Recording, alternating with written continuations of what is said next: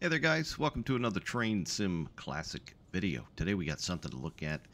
It's pretty special. That's going to come to you from none other than the guys at Searchlight Simulations. This is, of course, the Canadian Pacific SD70ACU. It is still in beta, so you may see some things that may be a bit off, but by and large, it seems like it's done, ready to ship. I think they've said might be another week or two. Who knows? But it's it's nearing the finish line. It's pretty close. And the guys were super awesome and invited me, to check this thing out in its alpha phase and then now beta phase, of course. And of course, 100% thanks in order to the guys over at Searchlight, and their team has swelled into more than just a few people now. It's quite a few guys, in the very least, working on a myriad of different projects for different simulators now, of course. But this is basically it's sort of a port from Jointed Rail, the guys at Jointed Rail that make some of the best probably the best damn models within the Trains universe or game, if you will.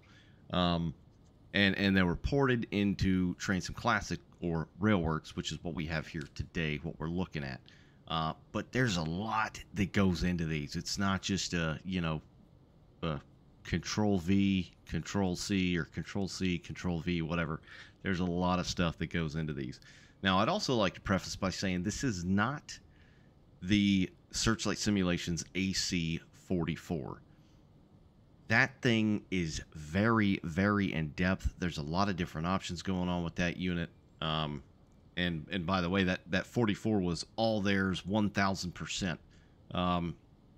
These, I would liken these more to their, for example, the SD40-2 packs, which, of course, not to underwrite them, in any regard. Those are extremely badass. Some of my favorite stuff to run in Train Sim Classic, but that's kind of like what these are going to be likened to, is the SD42 packs.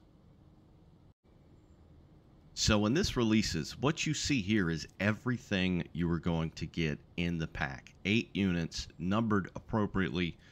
Starting on the very left, we have got the glorious Normandy striped, or D-Day, commemorative locomotive 6644. The gray one next to it with the kind of maroon trucks, I believe that is the Navy unit, which is 7022. We can get up. We'll look at the numbers later. The one right next to that is the Army unit. The one next to that is, I believe, what they call an arid. That is commemorating Desert Storm, if I'm not mistaken. Operation Desert Storm. And then the one next to that, going from left to right, of course, the silver one kind of in the middle, that's Air Force. And then the one next to that, of course, is the OG Canadian Pacific Heritage. And you're going to get 2 of those, so you'll see them flanking the modern CP unit there in the middle off to the right. One is block letter, and the other one is script letter. And they are a bit different the way they're, the lines, you can kind of see on the cheek there on the cab the way the numbers sit. Some of them sit under that upside down mark, and then the other sit above it. And they are all appropriately numbered as well, which, of course, this is all you're going to get in the pack. This all right here, 8 friggin' units, not to mention the freight pack that is forthcoming as well, Freight Pack 03. All right, so we're going to get to the goods here in a minute. We are going to run a grain shuttle, effectively, like 70 some odd cars with 3 units pulling and pushing, if you will. But we got to get through this just for those that may not be aware what the hell exactly the SD70ACU is. Well, essentially, SD70ACUs currently belong to Canadian Pacific and Norfolk Southern. Now, as far as the Norfolk Southern side of things, of course, these engines, both for CP and Norfolk Southern, started their lives as SD90 Max.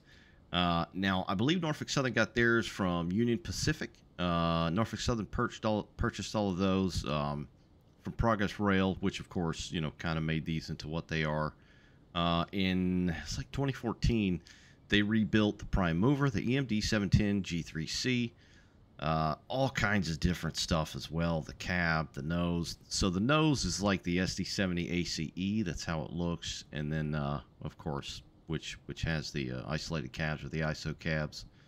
So the front resembles the ACE, whereas the back resembles the 90 back. So it's kind of like a Frankenstein, but these things are chunky, very big boy. So Canadian Pacific, they already had their own SD90 Max. So that's where they got those. What, they have like 60 of them? And they basically sent them to Progress Rail to convert them into ACUs. Now, of course, CP made some of them into heritage units, which you see here as part of this pack, of course, for honoring its military branches and conflicts. And to run over the numbers and specs, the SD70ACU, what it means.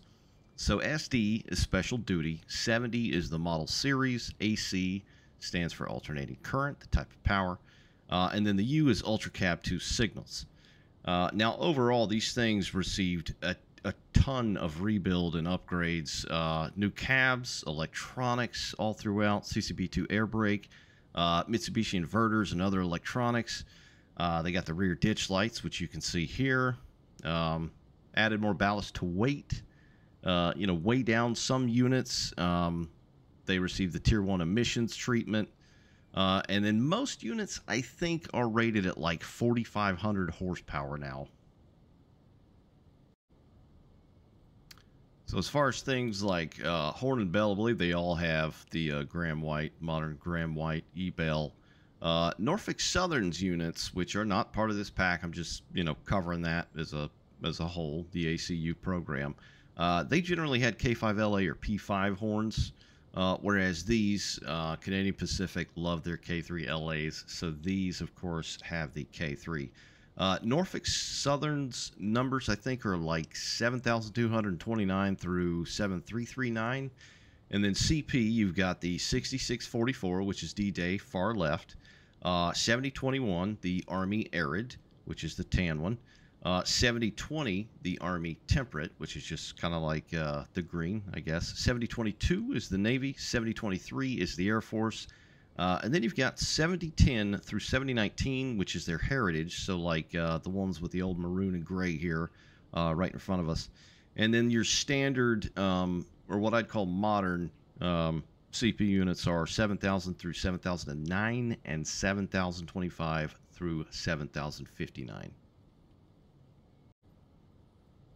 These things look absolutely incredible within Railworks.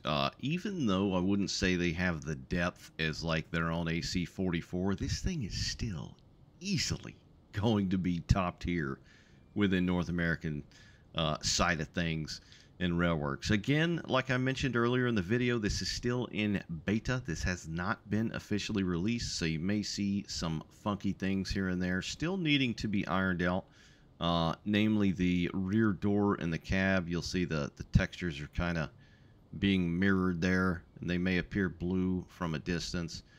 They are actively working on that and a few other very minor things, but by and large, like I said, I think these things are pretty much ready to get pulled out of the oven. They are baked a crispy and very lovely golden brown, but this is everything you're gonna get. The units themselves are just freaking gorgeous. Every bit of care has been taken to get these things 100% right.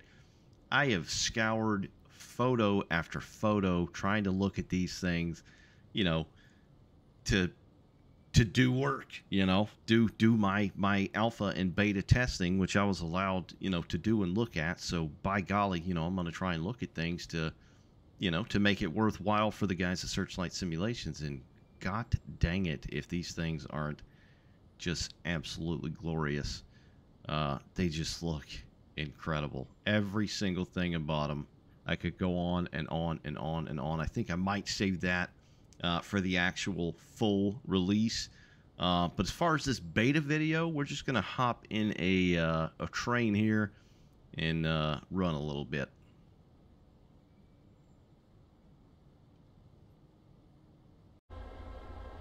Alrighty, so here we go, guys. We got a consist lined up here. I think I've got 2x1x0 as far as the train power, and then the cars are about 70 some odd various grainers, if you will. We're gonna see how quick we can get this thing running, but you know, not to undersell, you know, this thing compared to the AC44 by any measure, because still, you know, physics-wise, sound-wise, all of it, it's still 1000% Searchlight Simulations. Very much that. You can expect that, of course. You know, it's been hard testing this thing because it's like a kid on Christmas or whatever, or your birthday or whatever, and it's like, you know, every time I get in and I don't want to run it, you know, or I don't have my headphones on, you know, because I don't want to quite listen to it. And so, like, I'll do it in short bursts when I've been looking at this thing. I did run a service last night, although I didn't listen to it while I was running it, just to kind of, I don't know, save everything for like a true first look video, if you will. So I'm a bit excited for this, grinning ear to ear right now, because god dang, we got an ACU, man. This thing looks badass. It sounds badass. You know, everything that the Dash 2 entailed from Searchlight Simulations, you know, this has got that and more operationally. So we have got, we'll just take a look at our train here. We'll get up in the It's got 2 random units. So I got, what do I got? The block letter here in the front. Then I got the D-Day or Normandy stripes in the back. Then we got our grainer all the way around. And I've got another commemorative unit. Yeah, we got the Navy one. I love the Navy one, man. I don't really want to look at each and every one of these, like I said, right now.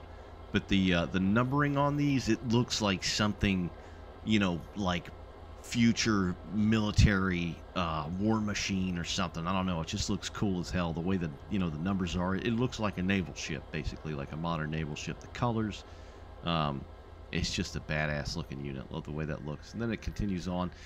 And these will work with your Freddy or end-of-train device. I do have one on here right now. You can hear it whistling. Whistling pig. There it is. So that, of course, is the Searchlight Simulations EOTD. All these are Searchlight Simulations cars over the years, just to make sure, you know, because if you're going to run some good engines, why not run some good rolling stock? You know what I'm saying? Just put it all together. You don't get fine artisanal bread for your pizza and then put, you know, lunchable type meat toppings on it, if that makes any sense. So this is all Searchlight 1 bajillion%. So let's go ahead and zoom up there and get in this bad mamma jamma. It is currently in its default idle state. It is running. So you're going to get, of course, you're going to get lead units, which you, the player, can operate. And then you're going to get trail units. They're not going to, you know, muddy all the wording up per se, like some of the units in the past. It's basically going to be lead and trail. Now, yes, the wording may not be 1000% prototypical, but basically trail, as it sounds, is anything you're going to stick behind your player lead unit. And then, of course, if you want something mid-train or end of train, it's still going to be trail. And then there's going to be AI variants as well, which you can use, which don't have all the bells and whistles, which just make, you know, for a smoother experience for your AI trains, because they don't need all that stuff. But yes, the lights will still work, all that good stuff. But one of the things you'll notice is when you have these in their sleep state, when you load in, is you've got your shutters down and your mirrors folded in. Now, when you hop in your lead unit, those will automatically pop outward. Whereas your trail units, your sleepers, they will remain, you know, in this state, basically how that looks as well. God, I can't stop looking at these things, man. They're just monsters. Whew. God dog. All right, let's initialize. Here we go. I'm gonna click it. Let it do its thing. Whenever you click on a Searchlight logo like this, especially some of their modern stuff, just wait a couple seconds. Let it run all the scripts, do everything it needs to do, all the magic behind the scenes, before you go clicking on anything. I'm excited, you know, but I'm trying to have a little restraint here. All right, let's go ahead and get in. Let it load. Oh, baby, baby, baby. Look at this. Just sharp as ever, man. Oh my God.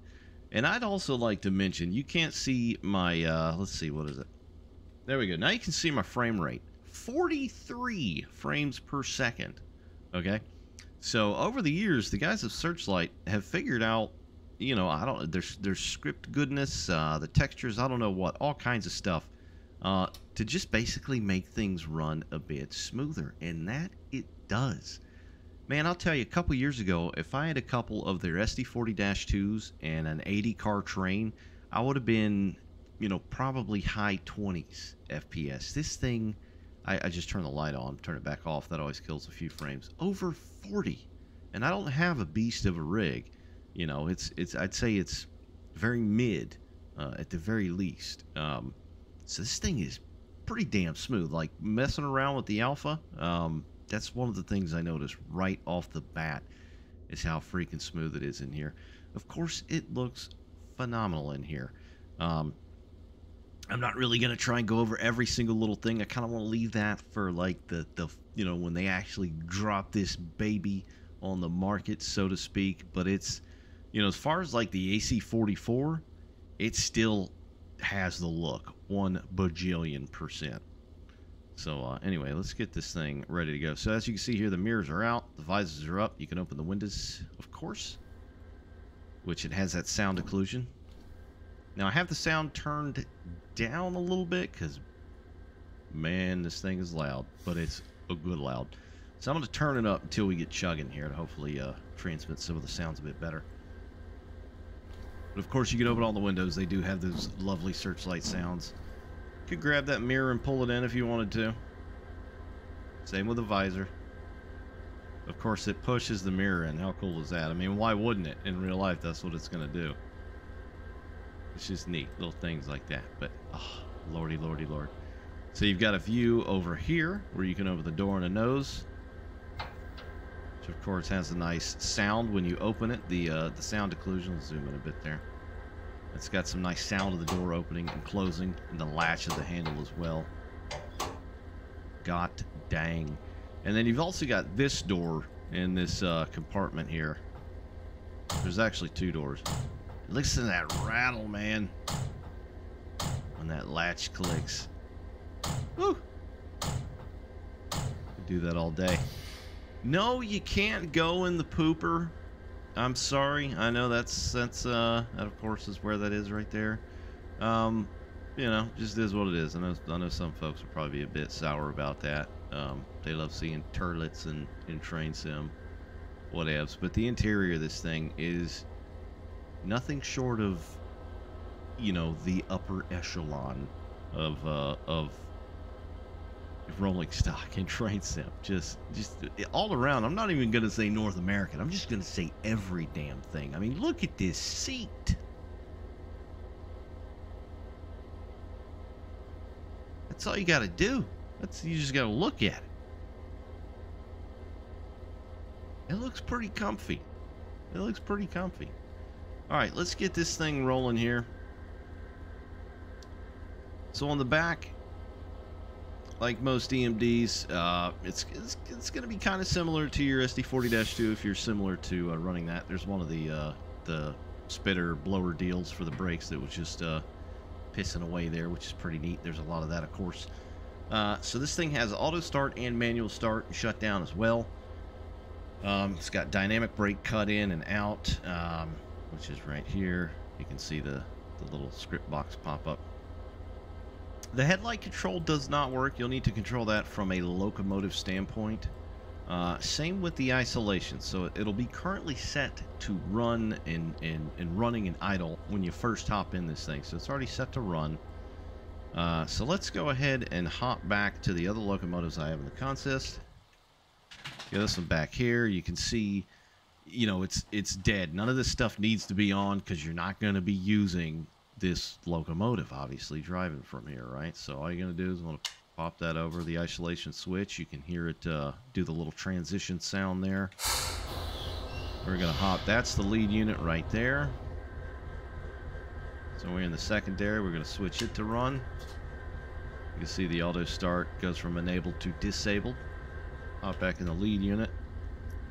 Let's get all the windows open. Let's get them all open.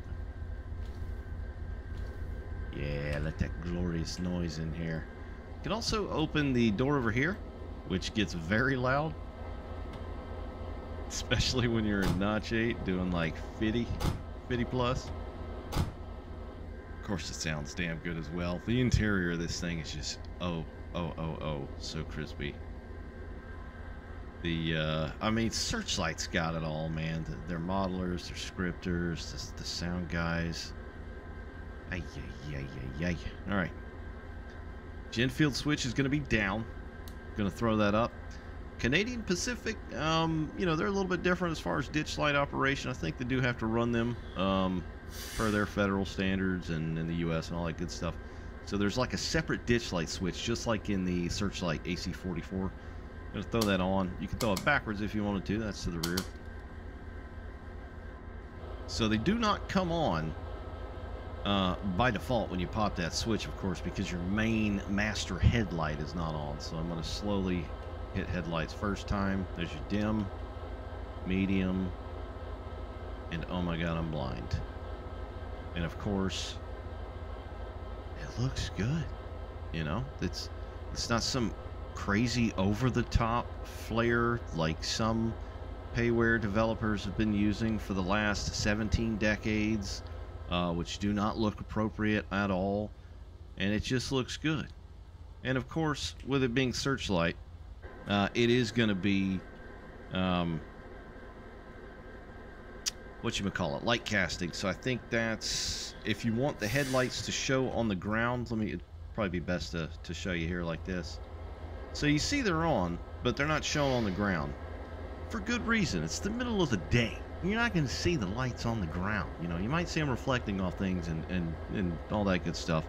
But you can actually change that. So just like in the latest, what was it, the BNSF XBN SD40-2 pack from Searchlight, Control, Shift, L. Bam. There you go. Now you can see the headlights on. You can also see it took about a frame off. Oh, I go from 31 to 30. This the route I'm on is also Montana Highline, by the way, which is one of the most badass routes for North American stuff in train sim, hands down. But it can be taxing in some areas because it's got a ton of foliage. So that, you know, the frame rate may not be 100% indicative of what this ACU is doing to the game per se. So anyway, it does have light casting, which is cool. Let's hop back in there. It's got day and night gauge and button lights. So that is, what is that, Control L? So you can see the lights come on there. The little soft touch keys down there. That looks great. That looks really damn good. I think I'm just going to leave that on right there. You know what? While I'm sitting here yapping, let's go ahead and air up. Alright, first let's throw it forwards here. To the change in idle.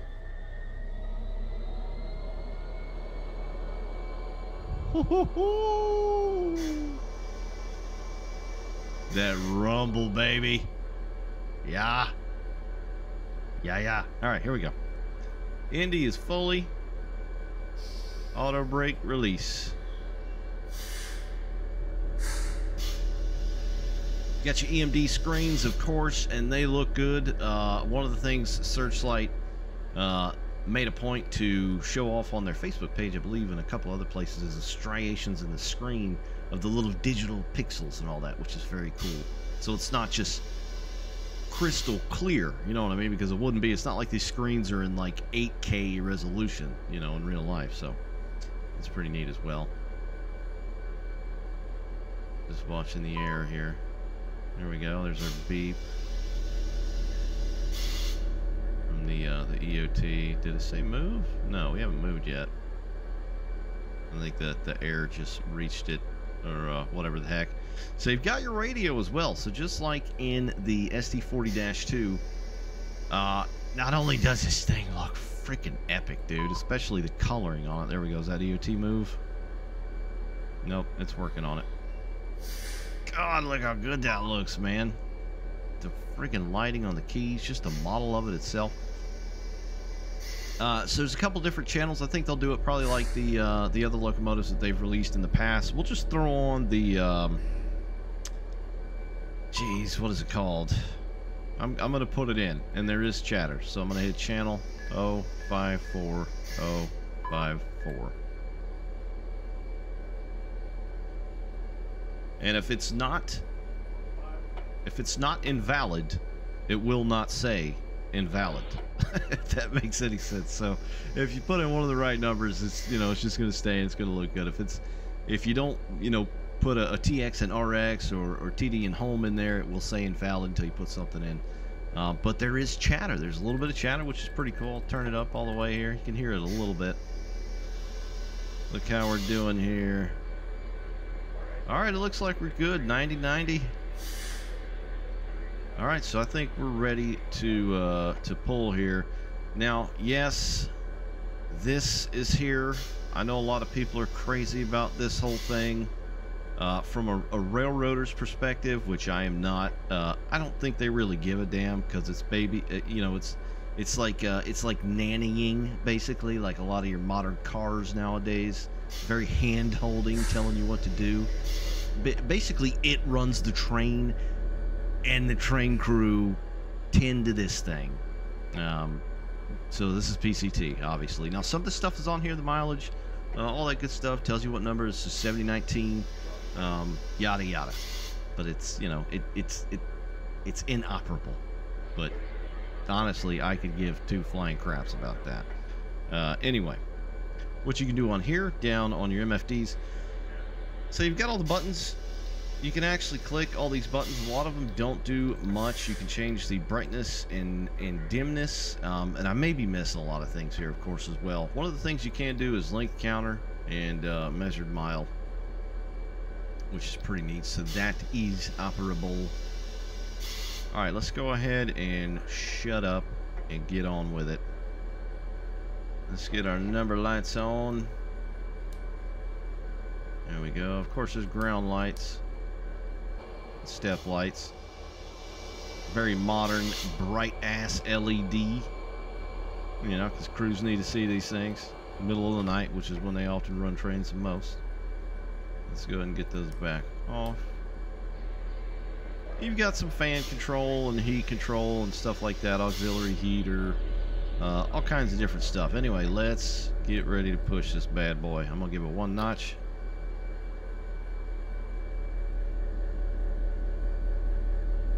There we go. You see the tractive effort building. Now you see that? You see that, guys? I put that notch down, and it took a moment for the tractive effort. Physics. Scripting. You know, a lot of the stuff we see on the Steam store is still got slot car physics 1 bajillion%. And it gets very old. This stuff right here, you know, the power has to build. It takes a moment. It's not bam, go.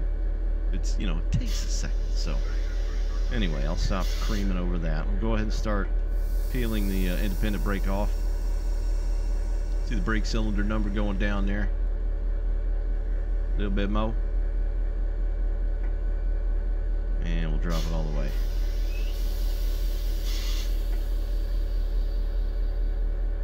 Alright, we're creeping.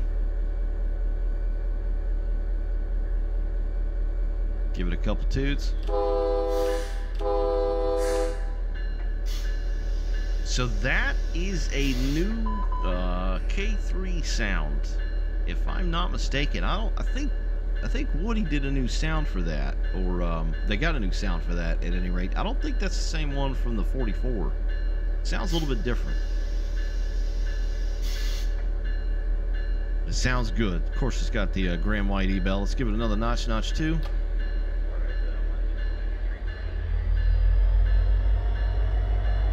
Wheel slip. Oh, yeah. She chonk. She chonky. Which, by the way, let's go ahead and hit Control-I. You can see your train specs or your train data. So we are 4,500 feet, 2,800 tons roughly, 77 car count, 318 axles. So gross net per horsepower, 13.5, 12.9. HPT we're 4.8. This is an empty, but it's still fairly chonk. Got your drag, curve drag, total trip miles, so on and so forth. Not only that, so something else that's going to be cool. Let me turn that down a little bit. There we go. Not only that, something's going to be cool about this pack is it's going to start, the script within this pack is going to start counting your mileage within, you know, like a per locomotive basis. Now,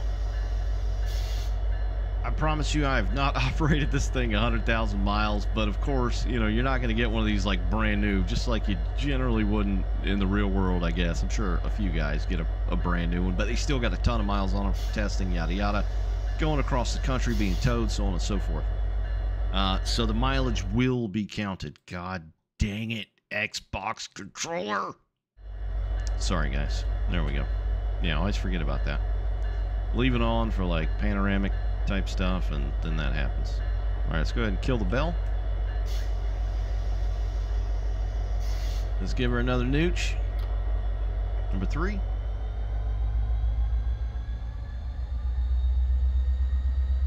Oh, and you need headphones to experience this. I always hear people say, well, I've got a really good desktop speaker set. You know, that's fine. That's totally fine. I get it. There's some really good stuff out there, but headphones, a really good pair of headphones with stuff like this, you can't beat it. You can't. You cannot. All right, number 4. Now, we are sitting on a bit of a grade as well. It's like 0.3 or 0.4 up right here.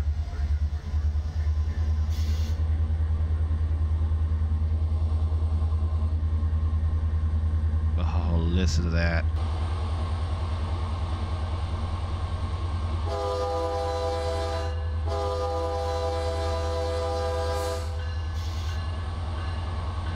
There's the exterior horn. We'll try and do exterior and interior per notch. There is, of course, EMD style exhaust. So, you know, what's interesting about the stuff, you know, between GE and EMD is, you know, the way their engines work and the emissions and all that and the exhaust.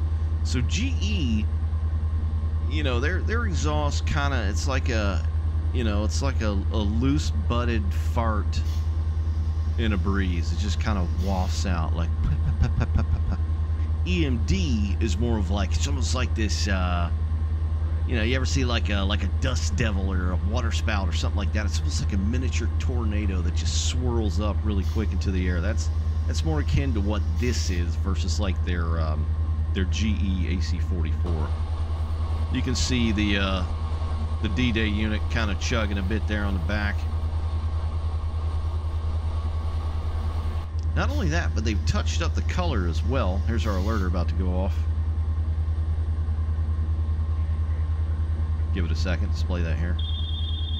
There you go. That son of a bitch will definitely wake you up. So anyway, of course these did receive Tier 1 emissions, gobbledygook, blah blah.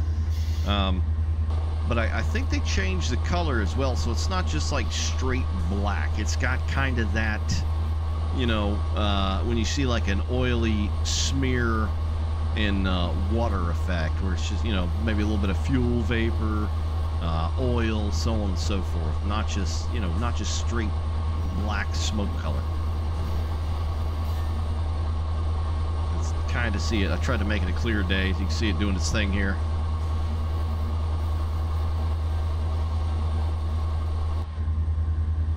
We'll give it another one.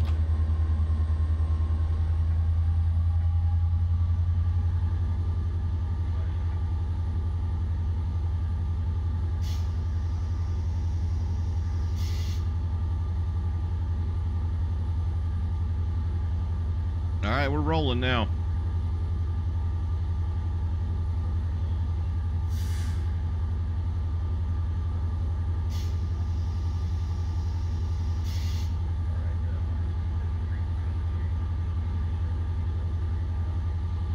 I love the varied radio chatter. It's, you know, it's not over the top. It's not the, you know, it's somewhat legible. These newer radios, some of these guys actually, you know, talk to the mic instead of 8 light years away from it. You know, that whole thing. That sounds nice. Very, very, very clear, audible. As far as the alert, we're going to turn that off so you can disable that. I see it going off here again. I'll just let it do its thing, and then I will turn it off, because sometimes you just want to mess around. You know, you want to watch a train go by, and, you know, run 8. You want to take pictures, make a movie, whatever. So you can turn it off with a simple press of the backspace key. Top right, see the script box, alerter disable. So you don't have to worry about that. Of course, it's part of the experience, but like I said, you want to kind of just mess around for a while. That's all you got to do.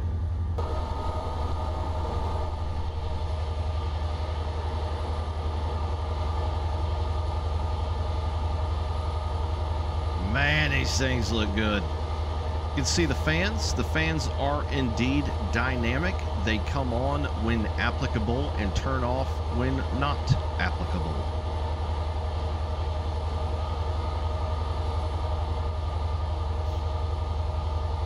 See our train reaching way around there. We'll give it another one. Notch 6. Here we go. Here's the rumble. That's it, man. Woo. Woo. It gives me goosebumps. Put the sumbitch in notch 6, and that sounds like it's about to start. And something's about to break out of the crust of the earth, you know, some kind of giant demon. It's a lovely sound. We're chugging now.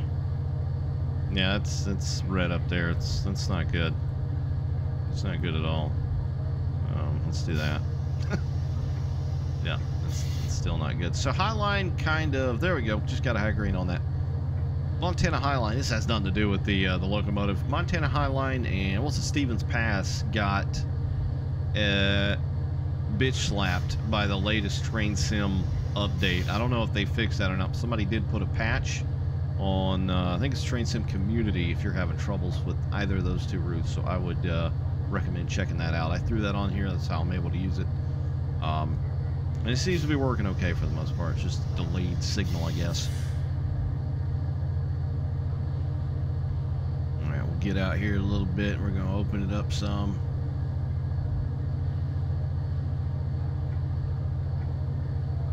God, listen to that thing thumping, man. Sounds like you're on a friggin' Huey. Sounds like you're on a freaking chopper, man. There you go, kind of like a little transition.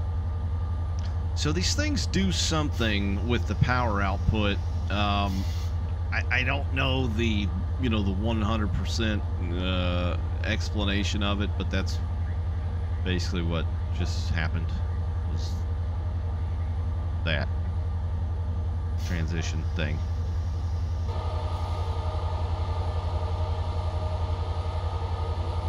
We're cruising now. This is 0.6 uphill, but we're about to start going downhill. So you've got your head out views, of course, right and left.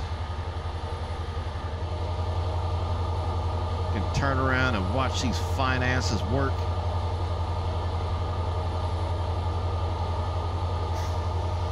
Oh yeah, here it comes. Here it comes. Yeah, curves. Yeah. All right. We're going to break this. I think this is the last curve with this little S here, and then it's pretty straight after that. Wide open. I'd also like to direct your attention now to faint squeaks and squeals that you may or may not be experiencing audibly. We'll close these windows a bit here. I'll leave it a little cracked. You hear that? Cab rattle, baby.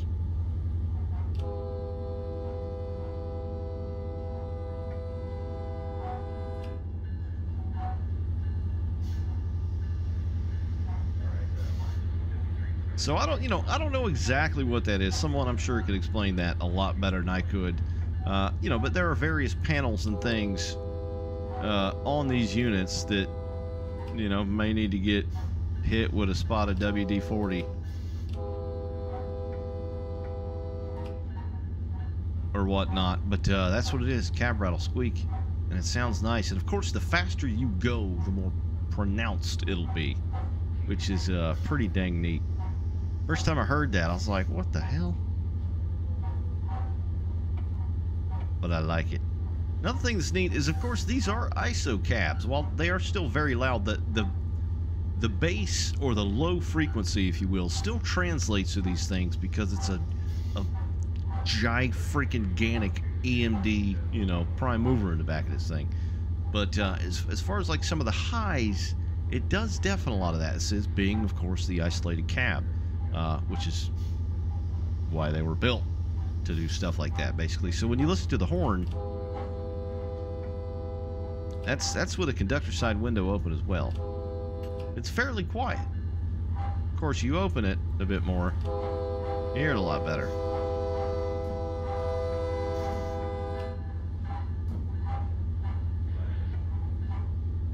All right, not 7. All right, let's watch the exhaust here. Oh, look at that! God dog. That's what I'm talking about, man. It's little things like that, Searchlight does. The type of exhaust effect between GE units and EMD units.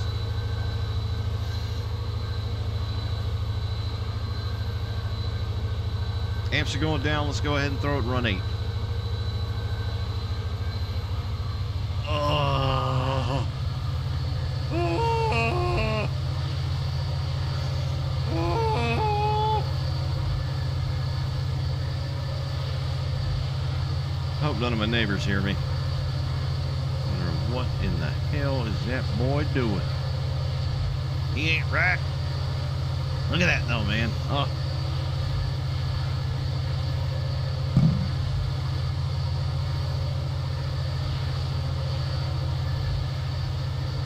See, it's starting to kind of slack off a little bit now.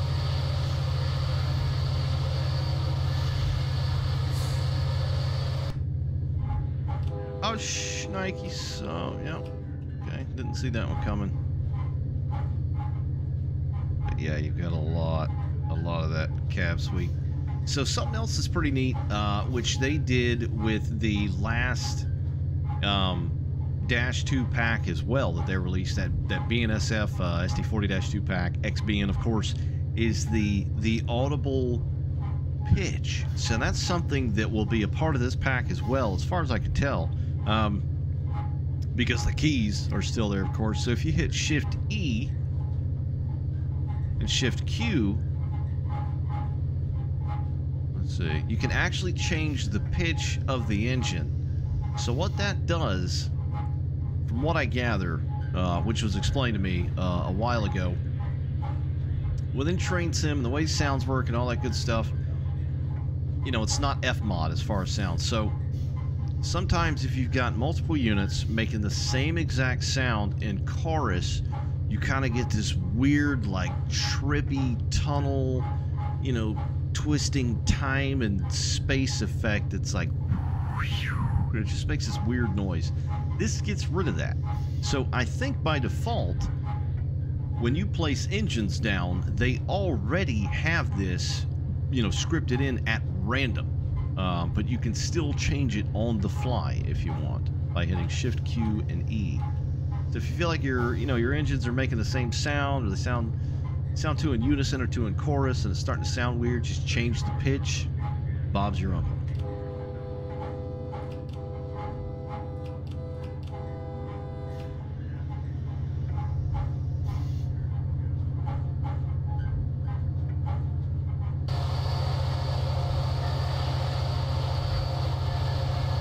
They're gonna need to add a couple ports to that unit in the back.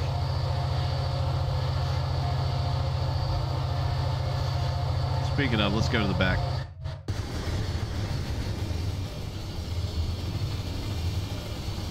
Got our EOT on there. Fully operable, of course.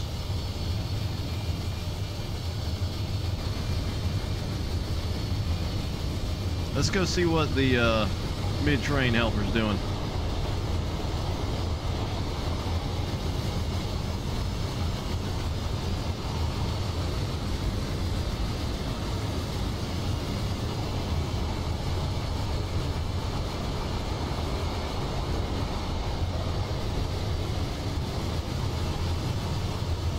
I hear it.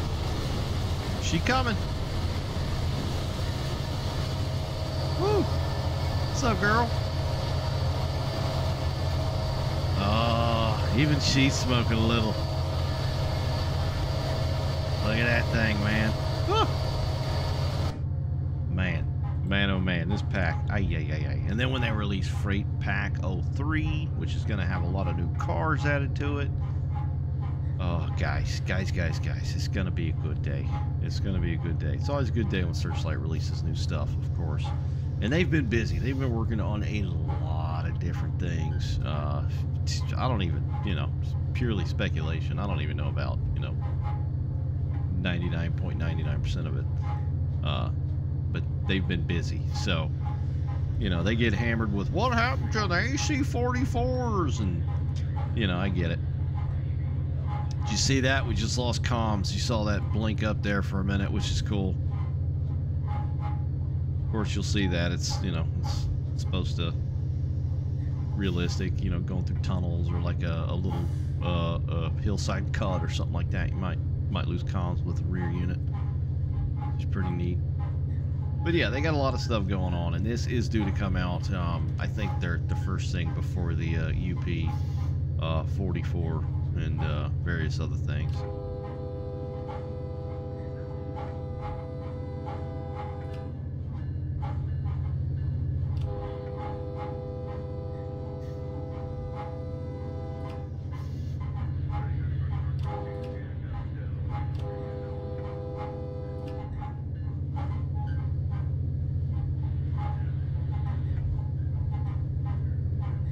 Just listen to her do her thing for a minute here. Let's get them windows back open.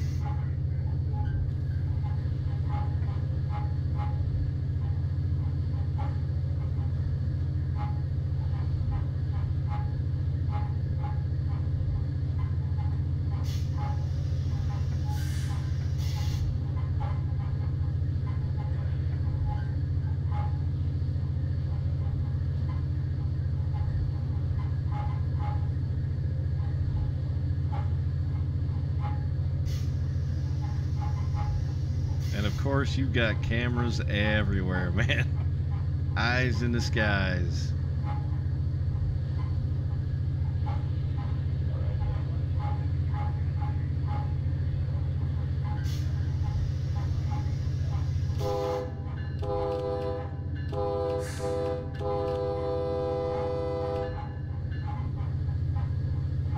Getting that wheat.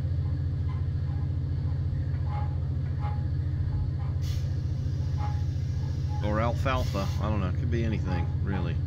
So yeah, this is, I just kind of want to do a little taste. It's still in beta, so I didn't want to kind of do any definitive video, but, I'd say it's pretty much done. It's at the finish line, there's only another mile or two to go, if that, but this thing's going to be fairly complete, of course, as it is some Searchlight simulation goods. But some of the stuff that is currently work in progress still are the quick drive consists, so they're currently working on that. And then scenarios. I think a couple of scenarios are going to be included with this pack as well, which would be very cool because they're always You know, I know scenarios aren't the easiest to make, but it's nice to still have them, especially when it's from someone like Searchlight, because you know they're going to be legit.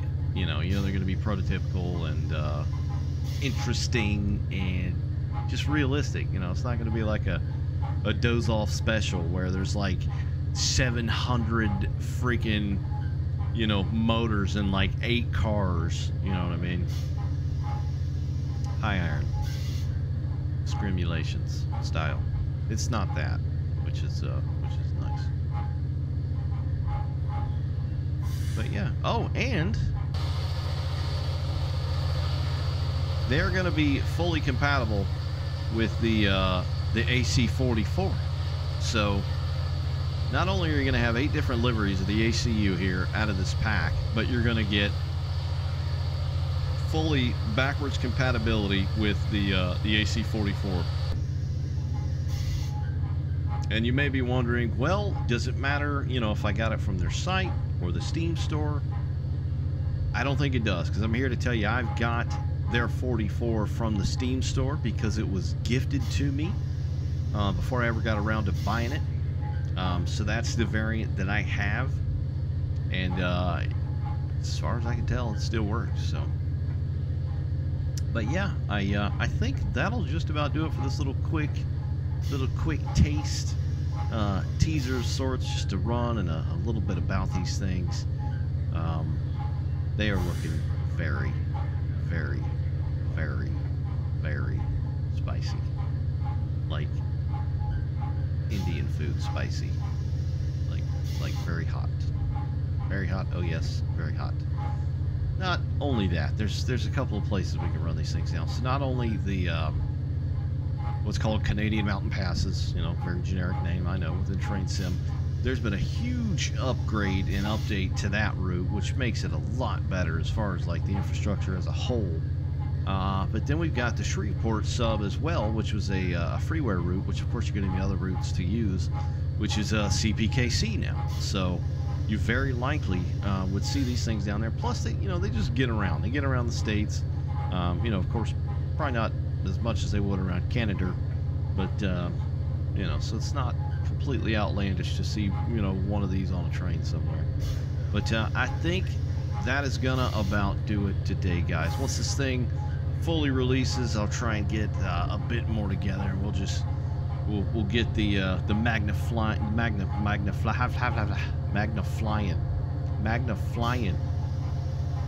think it's because I'm flying. Magnifying glass out, and we'll look at everything really good. That's it, guys. SD70ACU from Searchlight Simulations Beta. See you next time. Bye.